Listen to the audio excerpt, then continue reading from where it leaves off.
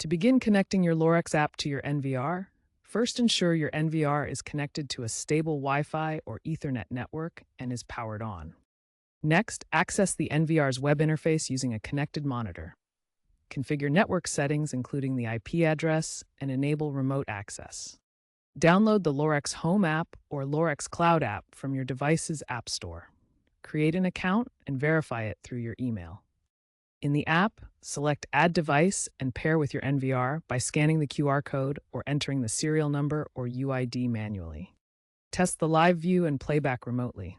Use a strong password and enable HTTPS for security. Be aware of compatibility issues with VPNs or firewalls, which can be resolved by whitelisting ports. This cloud-based setup reduces the need for static IP addresses and DDNS configurations from older systems. If you're experiencing connection problems with your Lorex NVR and app, the first step is to ensure your NVR firmware is up to date. Over-the-air updates can automatically fix many pairing issues. For local network connections, verify that port 554 for RTSP is open in your router settings. This port is essential for streaming video from your NVR. Older NVR models from before 2020 may require hardware upgrades to achieve full app functionality and compatibility.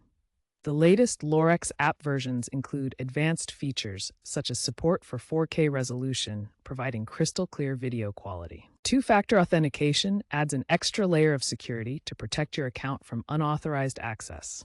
Improved cybersecurity features include end-to-end encryption and protection against common vulnerabilities. Modern security systems are shifting to cloud-centric designs, offering scalable storage options and reducing hardware costs. IoT convergence allows integration with platforms like Amazon Alexa and Google Home for voice-controlled remote viewing. AI-driven features include facial recognition and advanced motion detection for smarter security monitoring. For optimal security, always use unique, strong credentials and regularly check for firmware updates and app permissions.